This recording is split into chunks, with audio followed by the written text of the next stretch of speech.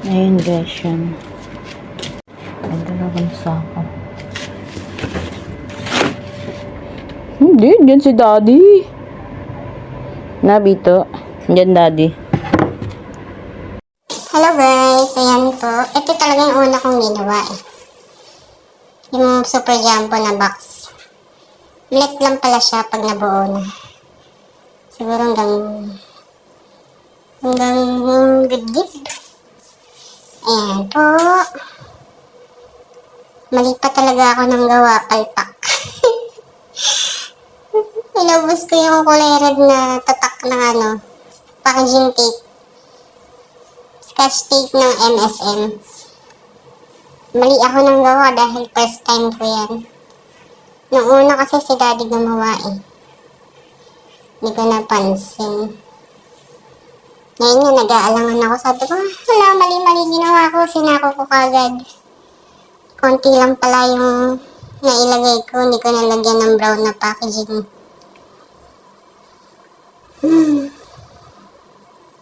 Tinipid.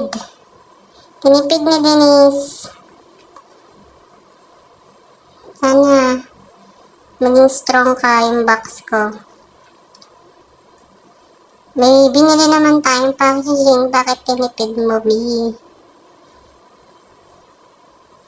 Ayan o, sayado sa MSM scotch tape. Mali ako dyan eh. Sabi ko, bakit ito inuna ko? Nung natapos ko na yan, sabi ko, bakit nga pala ito ginawa ko? Dapat pala yung brown muna. Sige lang, time-lapse na lang tayo. Ayun, nung naisip-isip ko, mali nga pala gawa ko. Dapat pala yun muna. Gala ng buhok mo, B.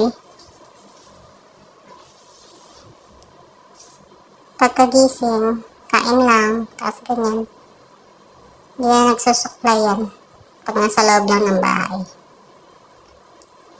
Yan, inuna ko muna yung mga gamit kong hindi ko na nasusuot.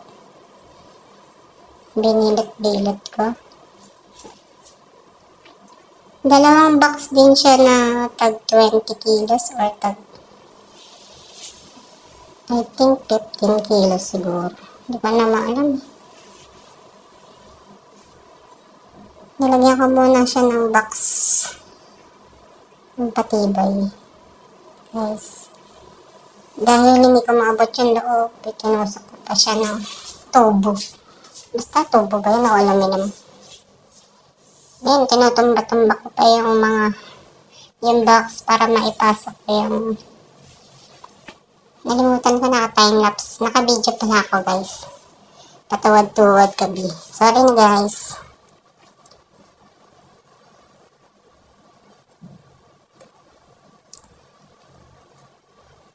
Ayan, inuna ko na yung mga damit. Nakadalawang ulit kaya ako dyan. Pangatlo yung gawa ni daddy. Pinasok ko na hindi ko abot eh. Inulit ko yun ng pangalawang beses kasi pinasok ko na yung ibang pagkain sa loob kasama ng mga damit. Hinakot ko na talaga yung lagay ng basket namin, yung cabinet na maliit. Uwi ko na.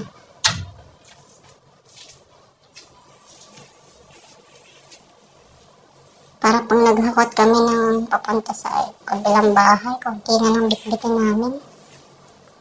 Ang hirap guys maghakot-hakot. Pangatlong bahay na nililipatan namin itong August 25. Yun, August 25.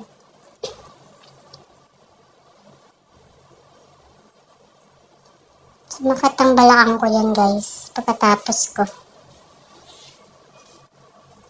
Sa left side.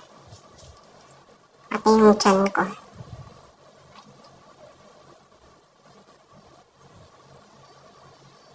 Maganda na guys pag walang tao. Pero niya si kuya isa eh. Day off ata. Kasama namin sa bila. Sama namin sa room. Ay basta sa bahay.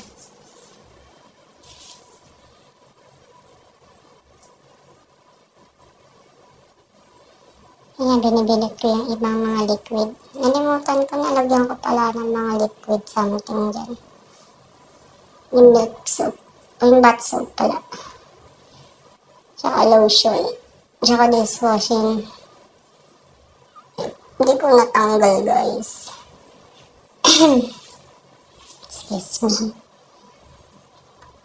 Ngayon, sinaseparate ko na yung gamit ko tsaka gamit ni Daddy. Yung mga hindi ko na ginagamit, ilalagay ko na sa box.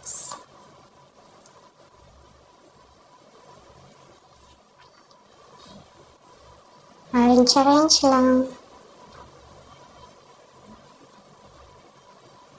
Yan lang, lagay mo lang sa basket. Hindi pa naman final yan.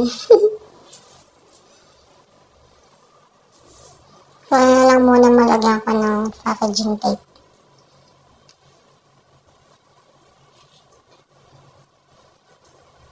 Ayan, guys.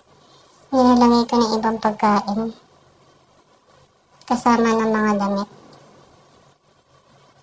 Tinabunan ko na sa gitna. Pero yung mabilis madurog, di ko na muna pinasok.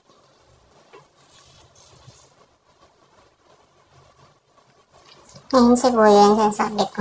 Day off niya yan, araw na yan. Day off or absent.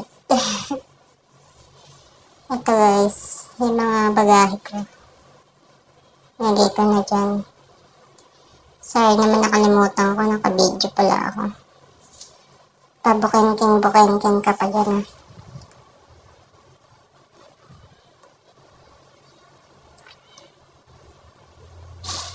Tingnan natin ang flower.